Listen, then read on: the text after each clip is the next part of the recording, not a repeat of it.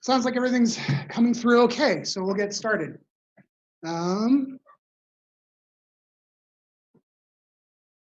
Close that for now. Wonderful. Hello, everybody. We are going to wait just a little bit more, see if anybody else wants to join in. There's 80 of us right now, so I think we're looking pretty good. Just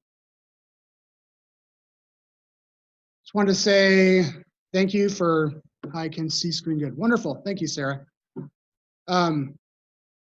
Yeah, thank you guys so much for joining us, for joining in today. This is sponsored by the Western Regional Panel on Aquatic Invasive Species. It's their, this is the working group on environmental DNA. My name is John Higley. We have a company called EQO. We're located here in Austin, Texas, and we focus mostly on molecular testing of environmental samples. And we have some products and whatever, and I'm not going to be selling myself today though, so we won't be getting too much into that. So looks like everything's looking good. We'll go ahead and get started. Also, I wanted to say just thank you to Adam Sepulveda, who's the guy who's stepped up to run this whole Western Regional Panel working group, and of course all of our other good friends at Bureau of Rec and USGS and all the different state agencies and Fish and Wildlife that are here today. So thank you guys again so much for being here. I'm going to go ahead and get started now that we have so many of us here. So today we're going to be talking about kind of the background and best practices for using aquatic or environmental DNA in aquatic invasive species management.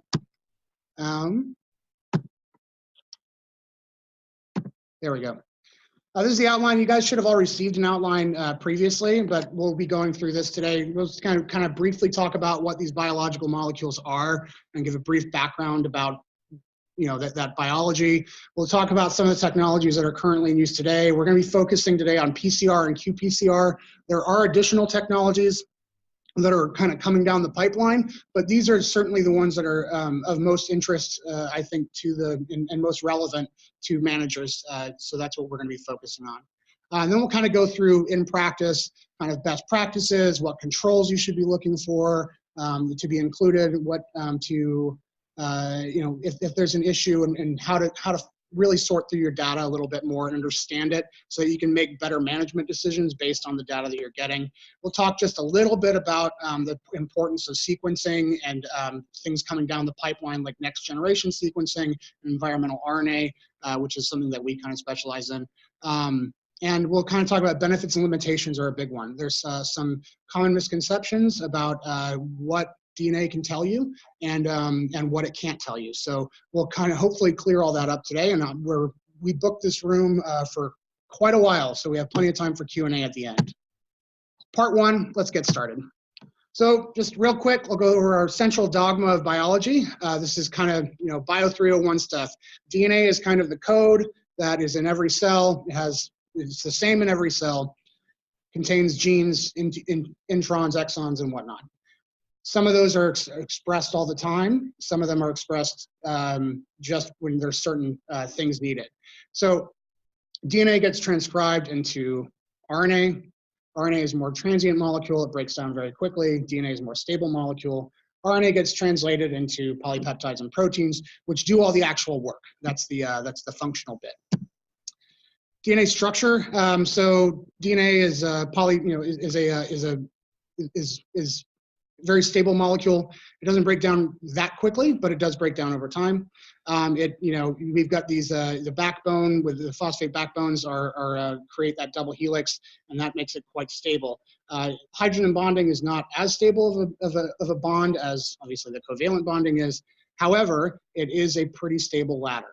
But that hydrogen bonding allows us to melt this into two strands during PCR and qPCR, and we'll get into why that's important in a bit. So in the environment, environmental DNA is kind of a catch-all phrase that we use. It's not just, it doesn't really describe what's going on. So you may just find environmental DNA that's dissolved in the water. DNA obviously is aqueous, dissolves in water. However, a lot of the stuff you're going to be seeing is that's associated with particulate matter. This could be cellular debris, fecal debris. It could be soil that's binding onto and sediment that's in the water column. And of course, we have whole organisms that it's associated with as well. eDNA just means any DNA that you're pulling from the environment. It comes from everything. Everything has DNA, everything's constantly eating, moving, sloughing cells, pooping, all that kind of stuff. All of that releases DNA into the environment. And sometimes it's associated with particles, sometimes it's not.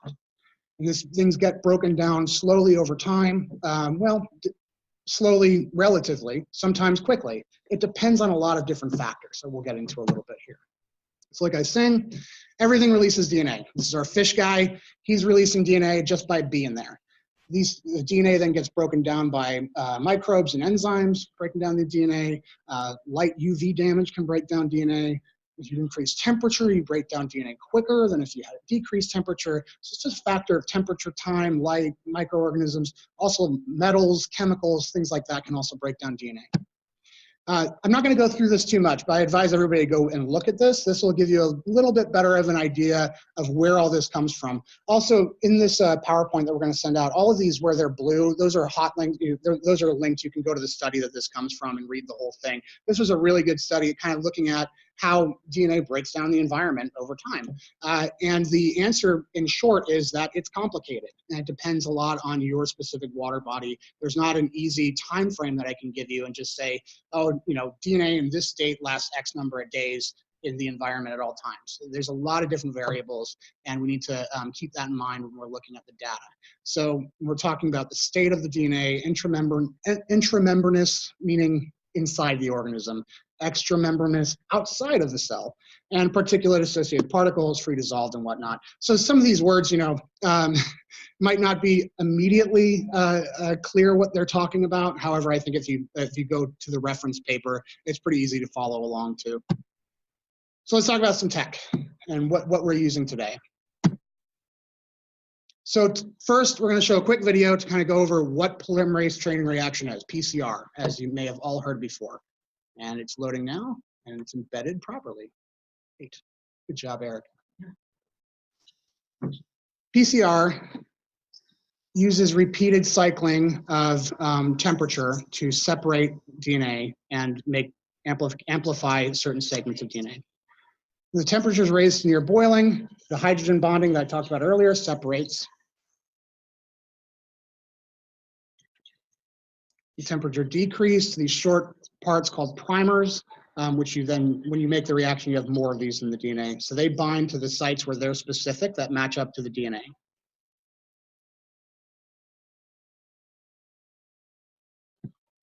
Slightly higher temperature, the enzyme, usually Taq polymerase, binds to the prime sequences and adds nucleotides to extend the sequence.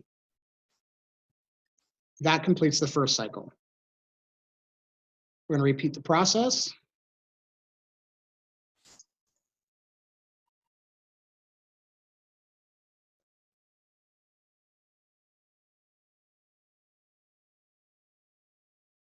So as you can see, this is an exponential process, right? So each time you make a copy,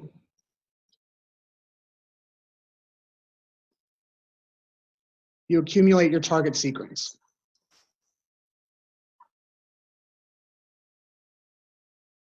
So you end up creating up to 1 billion copies from a single starting molecule. That's kind of what we're getting at. There we go. So qPCR, or quantitative real-time PCR, is very similar as far as how it works. It's the same principle. You're taking a forward primer and a reverse primer.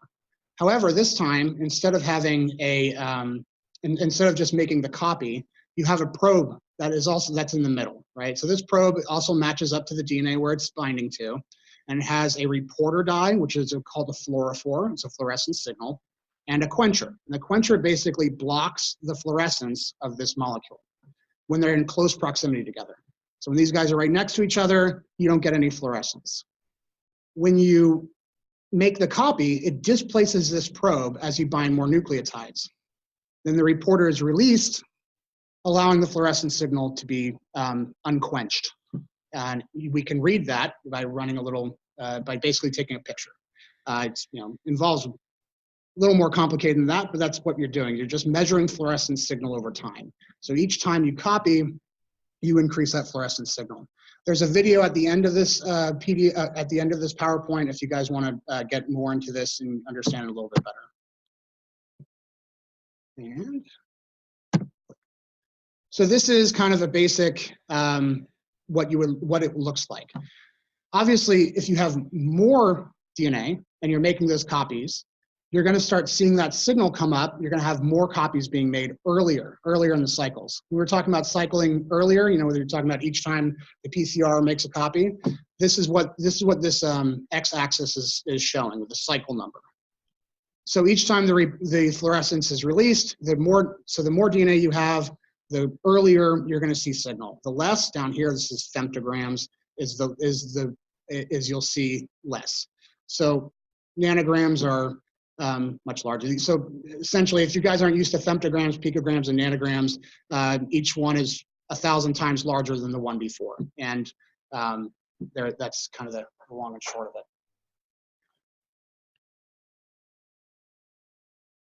So with this information, we can measure the total amount of target DNA in a sample that we're analyzing. And that's the purpose of qPCR.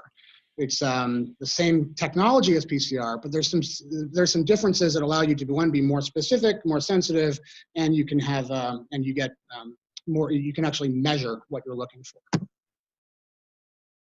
When we talk about that target sequence, that section that's being amplified, that's called an amplicon. Okay, just quick definition here that you kind of need to know to kind of go through this stuff. And the reason why I want to bring this up is because so you have a stretch of DNA. This stretch of DNA could be megabases long, it could be kilobases, it could be quite short. Lots of base pairs, right? So with PCR, you're typically amplifying a region between 100 and 1,000 base pairs. Then you run it on a gel to see where that band shows up. With qPCR, you really only want to go 60 to 100 base pairs, especially with these primer probes. We're not talking about the other types of qPCR today. They're not really relevant, quite frankly, to the discussion. But qPCR with primer, whenever I'm talking about qPCR for the purposes of this presentation, I'm talking about primer probe-based qPCR, the stuff that we just went over. Why does that matter? Well, we were talking about how environmental DNA breaks down over time. If this is quite long and it's cutting and getting broken down at different points along the time over time, if you're trying to amplify a 1,000 base pair sequence, it's much less likely, or it's much more likely that would be interrupted by a break than if you're amplifying a much shorter sequence. This is why we get increased sensitivity with quantitative PCR, with qPCR over traditional PCR. And on top of that, you get much better coverage. So the issue is specificity. We know that, you know, our primer has to bind on to and match up with the DNA. So if you're, just for example, if you're doing a PCR amplification of a 500 base pair amplicon, right? It's 500 bases. You have two 20 base pairs. They can be 20, 25 base pair primers on either end. For the purposes of this example, we're going to go with 20. So that means you have 8% coverage. 8% of the total thing that you're amplifying matches up with the primers that you're using. For the same gene, you could be doing qPCR, and then you have the two 20 base pair primers, so that's 40 base pairs, you have 100 base pair and a 40 base pair probe. So then that comes out to, math is wrong here, but 80 base pairs. And of a 100 base pair amplicon. Sorry, my math is right, I just read it wrong. So then you're getting 80% coverage. So much more room for specificity and a lot less room for error at that stage. Am I going too slow? Okay, good, let's keep moving. So let's talk about kind of the technologies in practice. What traditional PCR can tell you is if the segment of DNA is present in the sample or not. It cannot tell you how much of the DNA segment is present in the sample. It cannot tell you if the sample is, if what you're amplifying is DNA from a live organism or from a dead organism, or even what the source of that DNA is as far as its relationship to the organism. It could be a primary source, meaning like a sloughed skin cell, or maybe you've got a real veliger in there or something like that. It could also be that a predator came along, ate the zebra mussel or whatever it is that you're looking at, pooped it out, and you're looking at that, so much secondary source. Or it could have been in the environment for a long time. You don't know when doing traditional PCR. It is just to kind of hammer that point home, you're not looking at organisms, you're looking at DNA. And that does not necessarily mean that's associated with the organism. It means at one point it was, but that doesn't mean it's currently associated with the organism. Currently, we use this in Dreissena management to verify. So if you find a veliger and you want to make sure that it's a veliger, a gene test is a great way to see if that's a hit. And you would typically follow that up with sequencing to get more assurance to make sure that's really the hit that you're thinking it is. And it can be used to some extent in early detection, because if zebra mussels are being introduced or quagga mussels are being introduced to an area, they will leave behind genetic information. It doesn't mean there's an ongoing population, but we can start seeing risk that way. qPCR, similar. However, you can start getting not just yes or no, but some real quantitative information here. So how many copies of the targeted DNA sequence are actually present in the sample that you're analyzing? Also has some of the same limitations. You can't determine live versus dead, and you can't determine the source of the DNA as far as, you know what organism came from. You don't know what exactly what particulate matter or water, what it is that you're amplifying. And the great thing is, since this is so much more sensitive than PCR, and since it is quantitative, it can be used in early detection pretty well. Doesn't tell you if there's a population that's active there. It does tell you where they're being introduced most commonly. So that makes it a good tool for risk assessment. If you're determining where in the lake you're most likely to get a infestation, looking at the areas where you have the most DNA signal is a good way to start understanding your risk and applying management decisions appropriately. You can also have, when you have a known infestation, it's helpful to map densities. If you're trying to figure out where the most population activity is, where the populations are most dense, this kind of sampling is useful for that too, because instead of sending down a diver to count, you can just kind of look at, well, there's a lot more DNA here. That means there's most likely a lot more organisms here, and make those decisions. So some things that you're going to look for in laboratories. GLP is something that's actually done by the FDA. It's not a regulatory body over any of you guys, but it is a regulatory body over the majority of biotechnology. People who've worked in biotech have most likely worked under GLP or FDA regulations at some point in time. I certainly did. A lot of my background is in oncology and biopharmaceutical development. So though this is not required for our industry, I would highly recommend any lab that's operating to at least operate under the spirit of GLP, if not get qualified for GLP. So if you want to look at what that is, you can go to FDA Code Title 21, Part 58. This comes in a little orange booklet that every quality control, quality assurance person in biotechnology has probably seen at some point in time. And it's basically just a list of best practices for the laboratory. It includes how to set up the laboratory and how to label everything in the laboratory, sample handling procedures, control, documentation procedures, proper ways to do archiving of data, and how to, and security as well.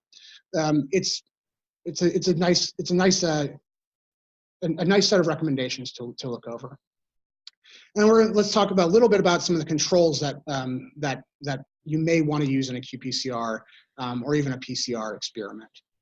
For this purpose, I'm going to show plate maps. So we utilize a lot of 384 well plates. So here, first thing you'll notice is that we're doing everything in quadruplicate. So everything's replicated 4 times. So you can do some statistical analysis, figure out if it's a real difference or not. If there's an outlier, you can do statistical analysis, and this is why it's important to have replicates. For purposes, you want to have a minimum of 3 replicates. 4 is pretty traditional as well. It also just helps you set up the plate easier, honestly, gives you a little extra standard, but it also allows you to set up the plate a little bit easier. So the first thing to talk about is standards. Like we talked about before, that image that I showed you before of the different curves, that's essentially a standard curve. So you start with a known concentration, your standard A, and then you do serial dilutions all the way down. This gives you a curve that you can then go back calculate to determine what concentration of target DNA you have in each one of your samples. So standards are absolutely imperative to doing any kind of quantitation for this type of experiment in any case. Also, the other thing that's important is inhibition is a big issue with dealing with environmental DNA. Environmental DNA is what we call a dirty sample. It's similar with microbiome analytics. Fecal samples are considered dirty samples. There's a lot of things in there that enzymes, bacteria, and things like that that will break down DNA. And well, besides breaking down DNA, sorry, that's a different point, that will inhibit the reaction that we're looking for. So that enzymatic reaction that we talked about earlier, it's an enzyme. Enzymes can be inhibited in a number of different ways. And when you have a dirty sample, there's a lot of inhibitors in that sample. So the cool thing about looking at a standard curve is that since we know, theoretically, how this reaction should go, we know how much should be copied between each step. Because of that, you can look at the slope of the curve, of the standard curve, and determine if inhibition is affecting your data or not. And we can talk later about the specific equation that you use for that, but it's a useful tool. And kind of let's talk about some of our other controls that we want to include. Positive control, somewhat obvious. You add in a known amount of DNA sequence of the target DNA at a known concentration. We need that just to look at reaction efficiency, making sure the standard curve is accurate. So you add in 200 nanograms, it should be back calculating as about 200 nanograms. You know, it's theoretical versus measured. Negative control is similar, except then this one you're using a known concentration of non-target DNA. So if you're seeing amplification here, it means that maybe your primer probe sets are amplifying something that they shouldn't be amplifying, which means that you didn't design them very well. This is also a reason why all primer probe designs and qPCR should be validated prior to use in any kind of measurement or for making management decisions. No template control. This is when you're setting up the reaction. This is a reaction that has all the enzymes, all the primers, all the probes, everything in it except for a DNA template. So this reaction would go forward if there's been DNA introduced to the sample, but it should not go forward under any other circumstances. If you see amplification here, it means that you've cross-contaminated. Somebody, pipetted into a well wrong, or or there's an environmental issue. This stuff's pretty sensitive. If you don't use a hood properly, then you can cross-contaminate pretty easily. The extraction blank, this is another one.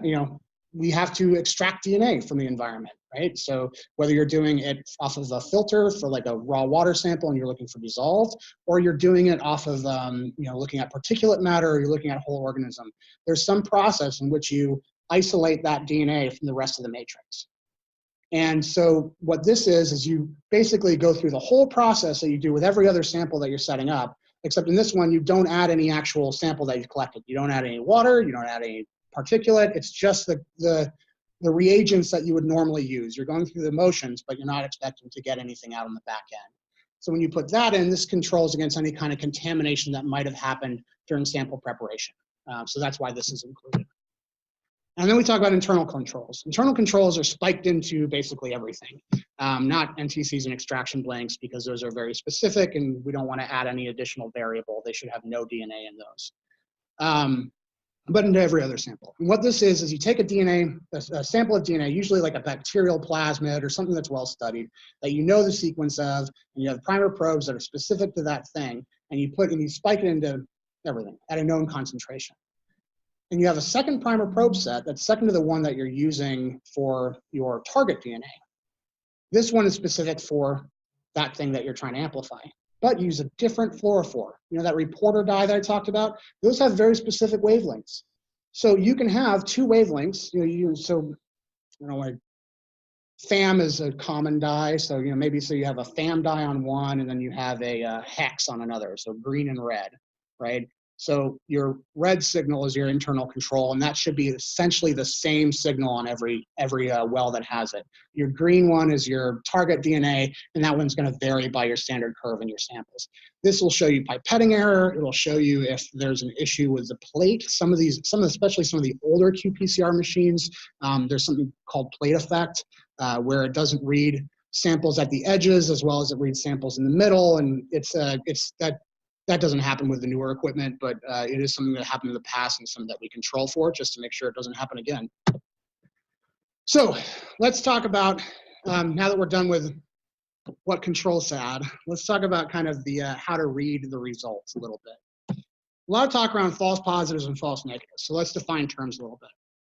False positive is when your result indicates that the target DNA is present in the sample, but it is absolutely not present in the sample.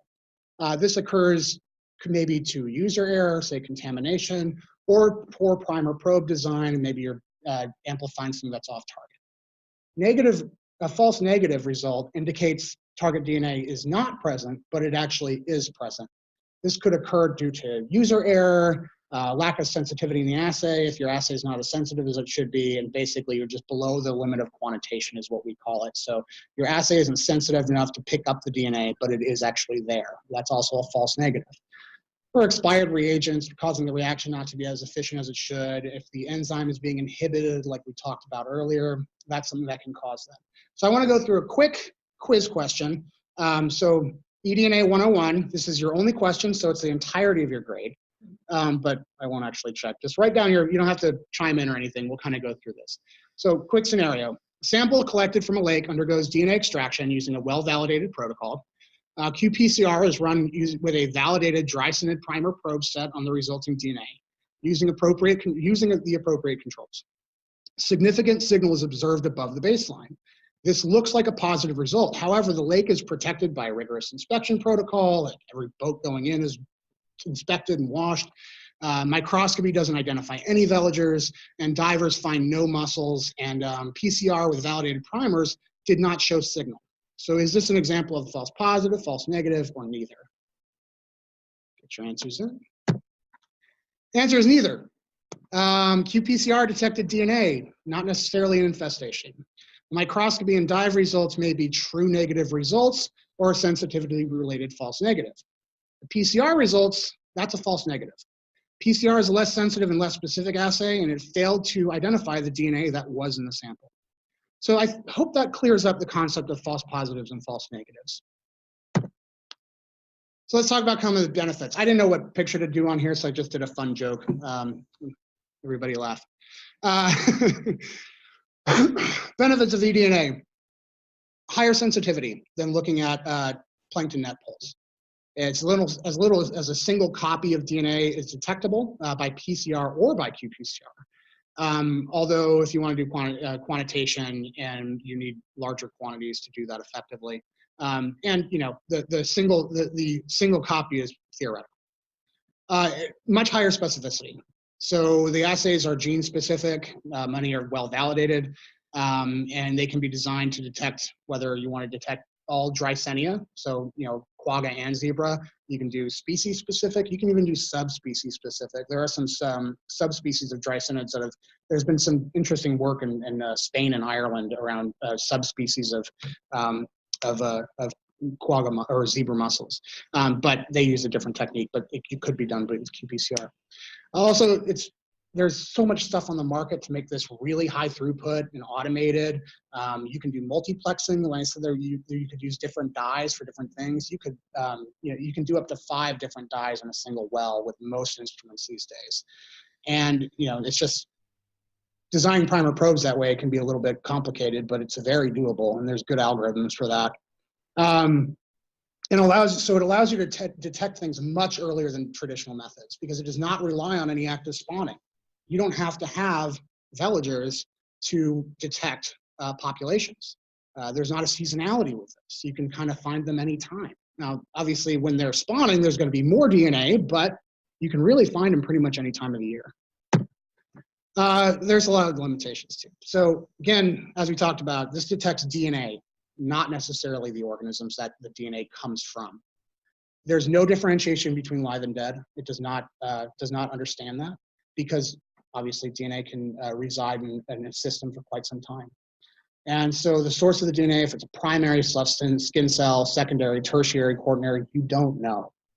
And because the persistence of DNA in the environment is dependent on lots of different factors, it varies from water body to water body. There's not an easy way to just say, in this water body, DNA persists in this state for X period of time.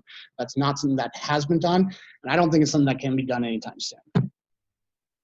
So what happens if you get a good PCR hit or a good qPCR hit, and you want to go back and verify that what you're seeing really is, zebra quagga mussel DNA, and you want, down to the letter, literally ATGC down to the letter, sequencing or a gene expression or looking at the gene itself. This is when you send it out for, typically we're talking about Sanger sequencing here. Don't have to remember that, but you're generally looking at amplicons, you're reading them that are between 300 and 1,000 bases, and it actually gives you the letter, right? GAT and whatnot. And then you can take that into a tool called BLAST, or Basic Local Alignment Search Tool. NCBI has this on their website, and it's a database of every known nucleotide sequence that's been verified or reported at any period of time. It's a massive database. And it'll go through and do an alignment with your DNA sequence and every other sequence that you're looking at. And so then you can see, yes, this absolutely is zebra mussel DNA, or yes, this absolutely is quagga mussel DNA, by how the sequence aligns. Very useful tool, totally free. So yeah, please use BLAST. Down the road, one of the things that's interesting coming up is next generation sequencing. Next gen sequencing is a massively parallel sequencing, so you're doing a whole bunch of amplicons at the same time, and you're using some cool programs to knit all those together, and you can look at lots of different stuff. You can look at whole genomes. This is being used to look at to sequence the entire zebra mussel genome right now. You can look at transcriptomes, what all the genes that are being expressed. You can also look at, kind of a target, in one sample, you can look for a marker for quagga mussel, a marker for zebra mussel, a marker for, whatever native species you're concerned about, endangered, and all that kind of stuff on a single sample at a single time. And you get actual sequencing results as opposed to these other things. We're still developing, all this stuff for use in Dreissena is still in development, but you will see it coming down the road. And we're not the only company doing that, so it's coming. It's coming. Let's talk a little bit about environmental RNA, just really quick. As we talked about before, RNA is a kind of a transient molecule. It breaks down very quickly in all forms. Even inside the cell, it breaks down very quickly. It's limited. You have to handle it very carefully, and protecting it from breaking down is paramount. In a water sample, RNA breaks down in about 40 minutes. Even within a cell, it breaks down very quickly, or associated with particulate matter. So what this allows you to do is, if you can stop that breakdown and you then go back and look at the RNA, it allows you to determine, live versus dead is the big ad. Is the population actually alive versus dead? That takes one of the big pain points out of looking at DNA away. The other things you can look at are kind of what genes are being expressed, which opens up a whole realm of possibilities for management. So anyway, we can take questions on that down the road. So again, thank you guys all so much for joining this webinar. There's going to be 2 more coming up. The following, the subsequent webinars will be done in concert with additional groups. So we're going to have a Dreissena specific webinar, how specifically this technology is used related to quagga and zebra mussels. This one will get a little bit more into the weeds of the literature of who's doing what the findings are, what tools specifically can be really useful for management. There's some great papers on this subject, and I know a lot of the members here have written a lot of great papers on this subject because I've read your work, and it's looking pretty good. And also, we're going to do another webinar. We talked all about the lab stuff here. We also need to talk about the collection process and how to avoid contamination, the best ways to do that. This is something that Wes Daniels with USGS was very adamant about, and I absolutely agree. It's something that we need to tackle in the future. So now I'm going to open up for questions. Feel free to use the Q&A thing. And this cartoon made me laugh because it really is, that's the honest answer. Your results will vary with the level of technical expertise of the lab that you're using. Look for GLP. And thank you. So let's open up for questions. Is that perfect? Oh, dead on. My timing is so good.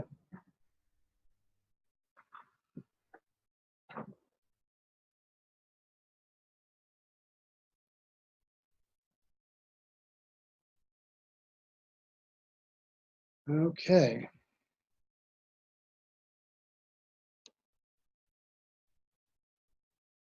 Wow, we had 102 participants. How'd that work?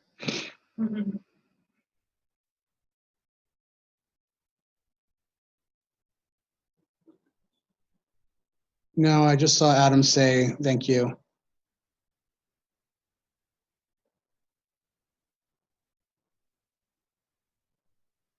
Gene expression, significance, eRNA, please elaborate. Sure. So gene expression, the thing that's interesting about it is, so, genes turn on and turn off based on different responses to the environment.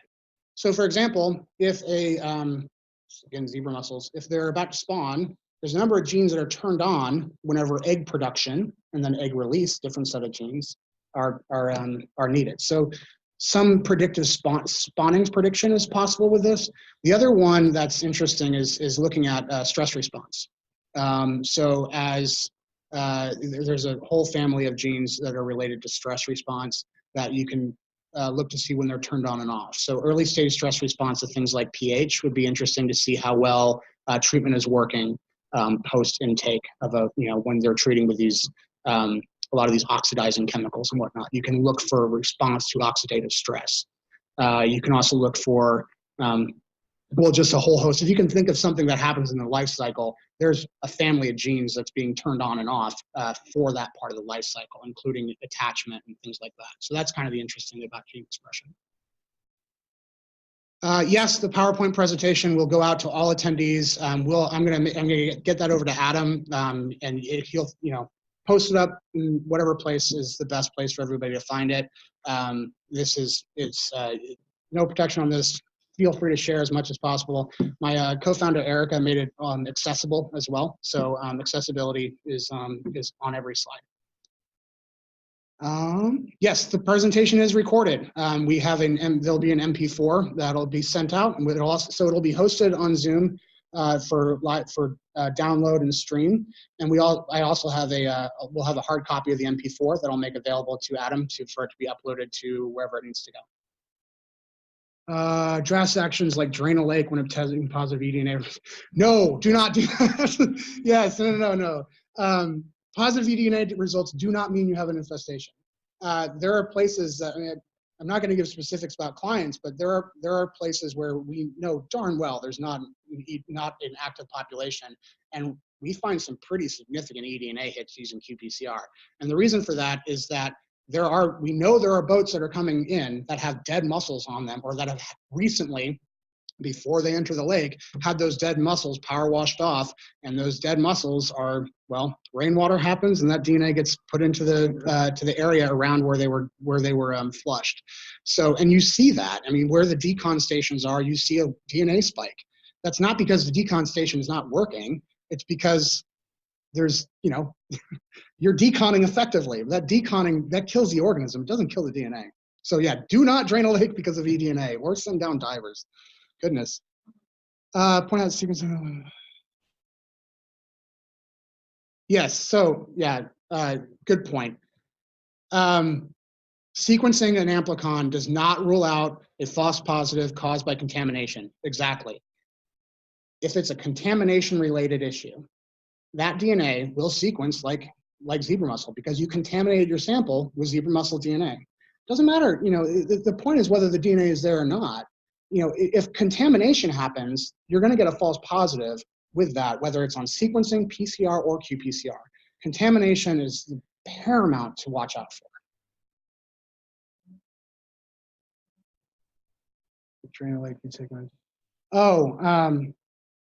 Yeah, I again, with the drastic actions, I don't think I really don't think a positive hit on eDNA warrants a strong response as far as draining a lake or something of that nature.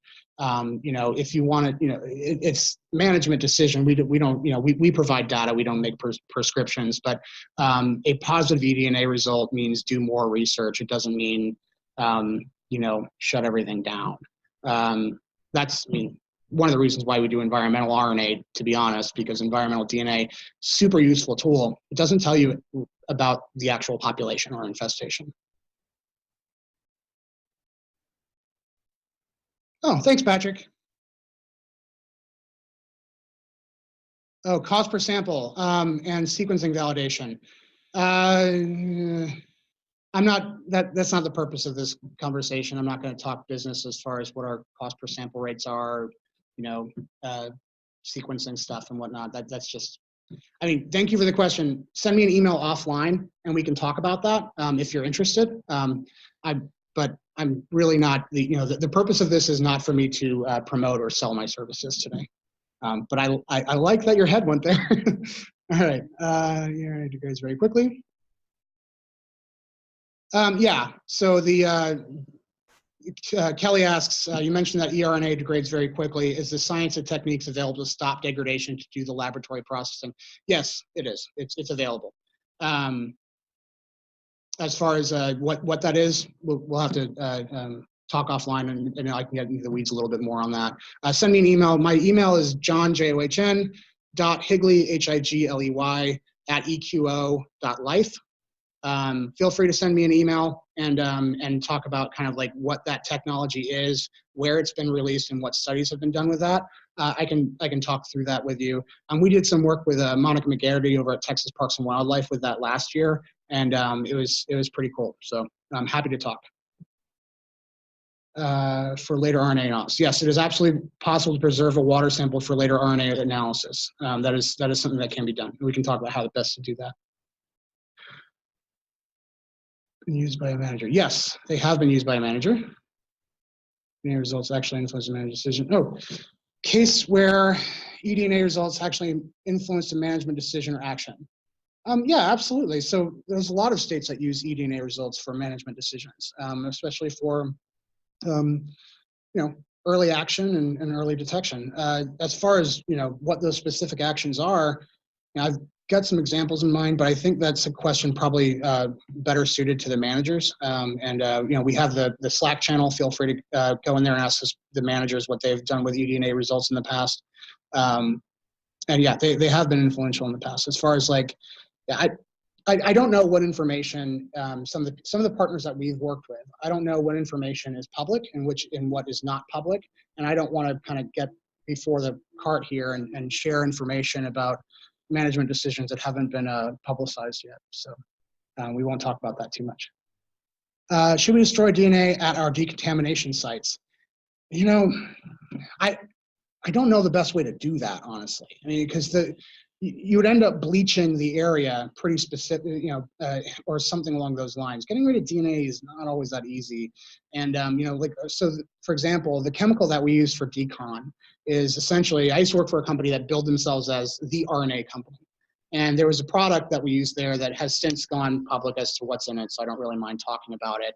And the easy way to make it is basically 15% bleach, pretty high concentration of sodium hydroxide, and some SDS. That's harsh. You don't want to enter that into the environment. So it's not a silly question. It's just, it's an issue of logistics. And right before that, have you specifically used PCR at an inspection station? We did. Yeah, we did. Well, close to an inspection station. Or sorry, I might be misunderstanding that. We near a decontamination station.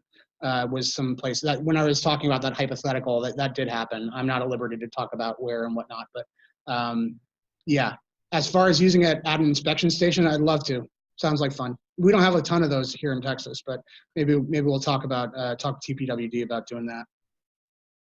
Is there eDNA work being done with other aquatic invasive species? Yes, there's starry stonewort. I don't know about starry stonewort specifically. I know I've seen some papers on that. When I did a speaking engagement up at the Great Lakes. Oh gosh, what was that called? The GLR? No, it wasn't the GLRI. It was the State of Lake Michigan conference, and then each year they do it at a different lake, and everybody's talking about starry stonewort, and that's something that I know that you certainly can use eDNA for. They've used it.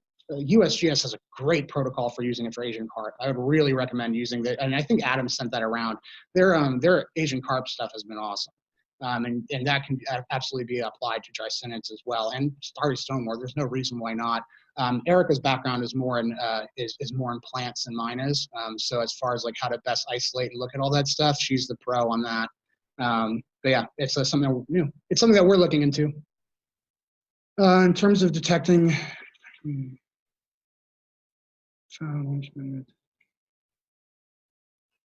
yeah. So in terms of early detection, positive hits. When should managers take action? I think as soon as you have if there's significant eDNA hit over a negative control, so say you're comparing it to a site that you know doesn't have it, I think I think that's substantial enough to start making some management decisions, just not any really rash ones. So, if, for example, if you're finding eDNA consistently at a decent concentration, a decent amount around like a marina, it's a matter of informing the marina, increasing signage, increasing inspections, things like that, to make sure. That shows me that that marina entry is a point of high risk. Now, again, I can't make prescriptions about what managers should and shouldn't do with that information. I'm here to tell you what that data means. What methods should be included to confirm positive hit? That varies from state to state. Obviously, I mean, that's kind of part of the working group, is to determine exactly that, right? I'm hesitant to say, my personal opinion on what's a positive hit, but, it varies from state to state. Some states require you to have adults. Some states require you just to have veligers. Some states, look at a DNA hit as a really big deal. I think DNA coupled with RNA is enough to require some additional inspection. I think DNA alone is useful for risk assessment. That's kind of my take on it. Early detection programs used eDNA in the winter months and switched to qPCR during the breeding months. Yeah, so in the winter months when they're not breeding, you can certainly use qPCR then as well. I think qPCR is kind of it's a nice year-round technology. You're going to get more robust signal when they're breeding. Just when they're active, they're going to be releasing more stuff. But it's unlike plankton toenet sampling. It is a year-round technology. Sloughing this to be confident the ability to detect it. How much sloughing is necessary? I'm assuming you're talking about sloughing of cells. The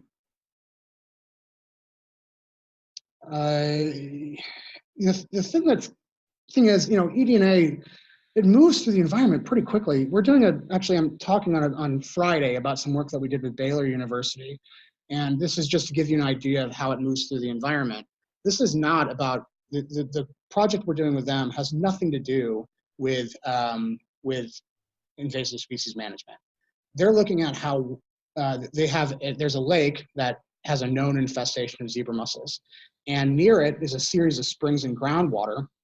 And they suspect that the dam in this freshwater lake is leaking into the groundwater supply, which causes all kinds of legal and issues. And the people at Baylor are looking at it because he specifically studies this area.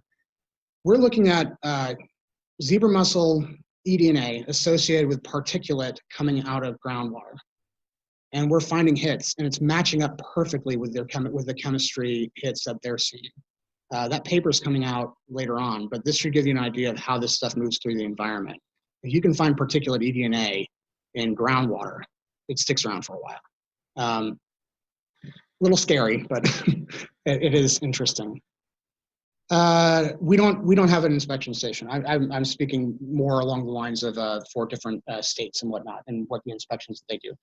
Dogs are really popular. I think that's pretty cool. And there's direct inspection, visual inspection. As a company, we don't operate an inspection station.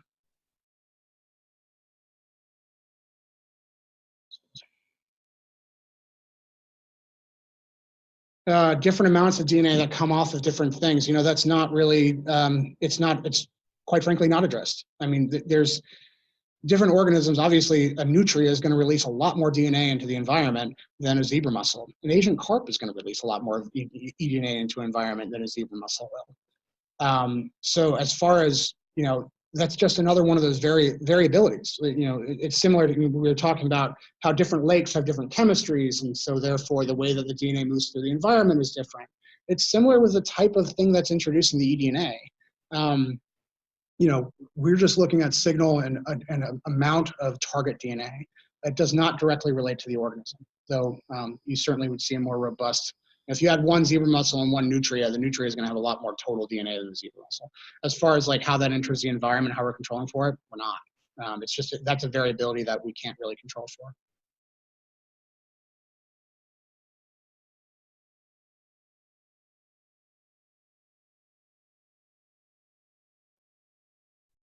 Jeff, that is a great question. Given species DNA the best practice for collecting eDNA.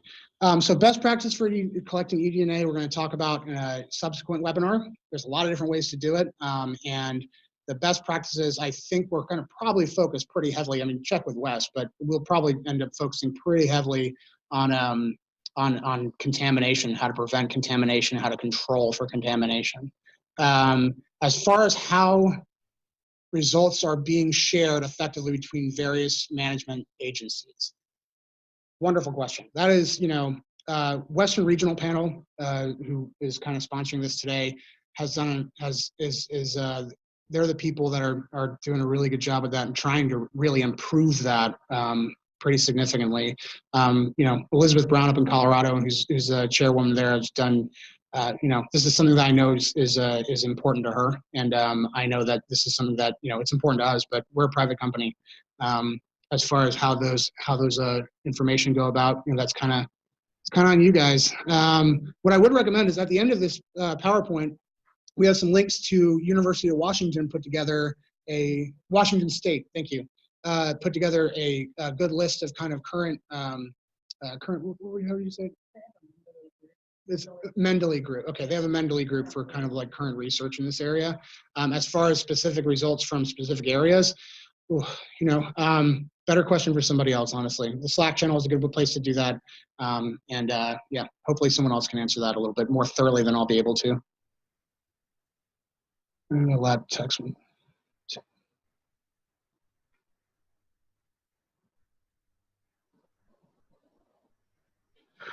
Okay, Anonymous asks, recommended action, one positive sample out of 10 samples from a water body. Well, it depends. So, and then he goes on to ask, how would this recommendation action change if all 10 samples were strongly positive, if each of 3 months in a row, or even for 2 years in a row? What is a significant series of positives? This is excellent. Excellent question. So if we were to find one positive hit,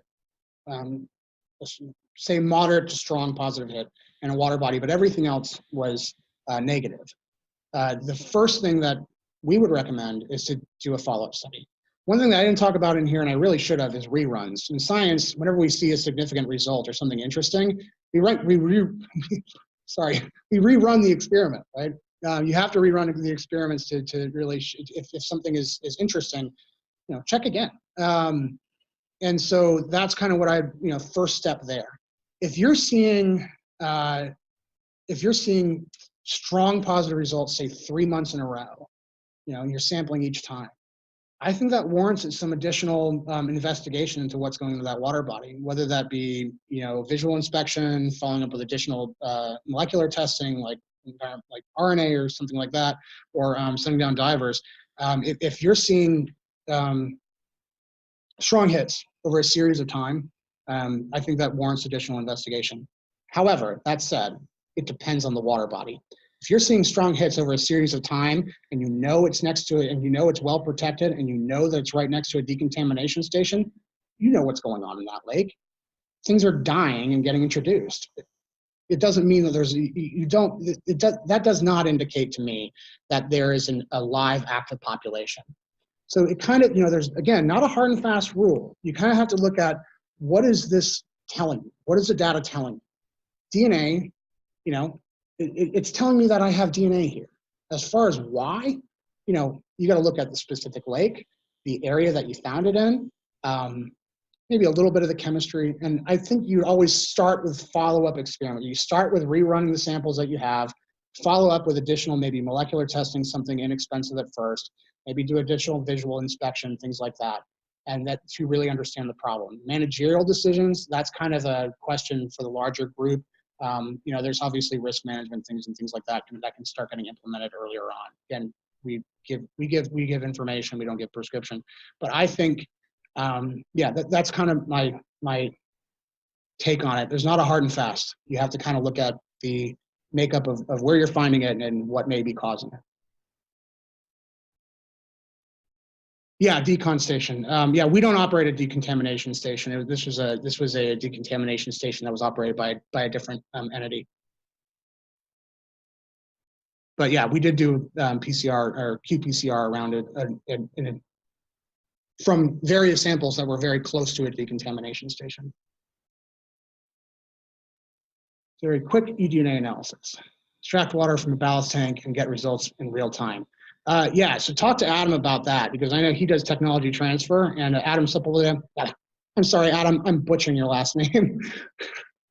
Sepulveda, sorry. Adam does technology transfer, and there are some things, some stuff coming out with that. We don't offer one, but there are companies that are coming out with kind of point of inspection eDNA checks. That'll tell you if the boat has been exposed to eDNA, and yeah, that would be it's a helpful technology. There are companies developing that. I don't know if there's one in the field currently. I don't think there is, aside from some stuff that USGS has done. As far as next webinar, we'll go back and talk about that and figure out when the next one's going to be. I want to do the next two in the same month for technical reasons. We'll kind of get into that in a little bit. Well, we don't really need to get into it, but we're discussing that. WRP will be discussing that. They'll probably be in the same month. I'm hoping they'll be in the same month. Method being developed that can result in a rapid field assessment of a water sample for presence absence of eDNA of a certain species like Asian carp strip test strip. Yeah, there are companies working on that. It's not something that we do, but there are companies working with that, and I think that's a really useful tool.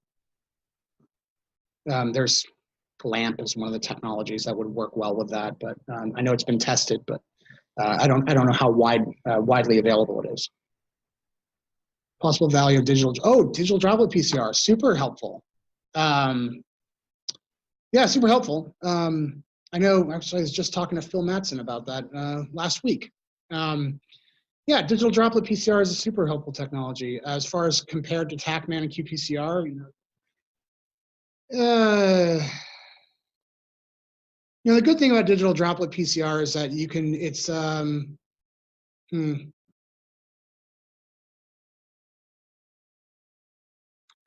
there are certainly some benefits. There are some benefits as far as mobility, being able to do it at the site, at the test site.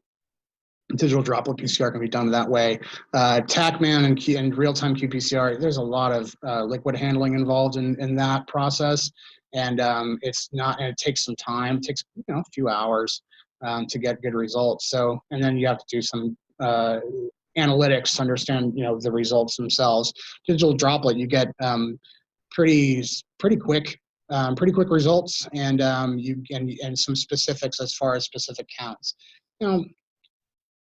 I won't go too much into how my feelings about the limitations of the technology. I think there's some room to that needs to. I've seen a lot of those results not be as repeatable as they claim they can be, but it is a really interesting technology and something that's really helpful. It's more mobile. Yeah, so there are some benefits to that. TACMAN and just the process of setting up TACMAN and any kind of primer probe based qPCR, or really any PCR, really needs to be done in a laboratory setting. It needs to be done in a controlled setting. There are some whole organism ones that you could do real quick, but yeah, I wouldn't recommend it. Yeah, so I think that's it. Wow, I answered everything? You guys are awesome.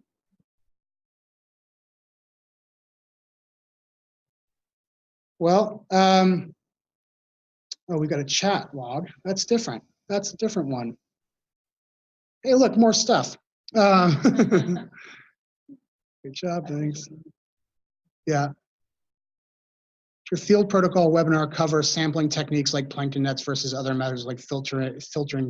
Yes, filtering in the field. Well, we do filtering in the field, so I certainly hope that's included in there. Yeah, and we do plankton tow nets too. So yes, absolutely, it will cover those things. Those will be included. Absolutely. Best way to collect a water sample for qPCR, tow nets or 1 gallon grabs? Ooh, boy. It depends on what you're looking at, Phil. We actually do a little bit different. We concentrate over a series of filters and then pull off matter off of those filters to look at what we find. As far as 1 gallon grab or nets, nets, what you're looking at least. You're probably going to get better signal with tow nets too. Environmental DNA, once it's dissolved in the water column. One of those papers I was just referencing earlier says about like 14 days. Again, your mileage may vary based on your lake, but if you, but as far as like the tow net samples, when it's connected to particulate matter or things like that, the DNA is a little more protected, so it's going to last a little bit longer in the environment. So if you're going for a really sensitive sample, the tow net's a good way to go, and the gallon and there's less risk of cross-contamination, in my opinion, than the water grabs. That said, we'll kind of get into that more in the subsequent lecture. That's kind of the off my top of the head answer. But you know what? We'll talk about it in the additional in the next webinar.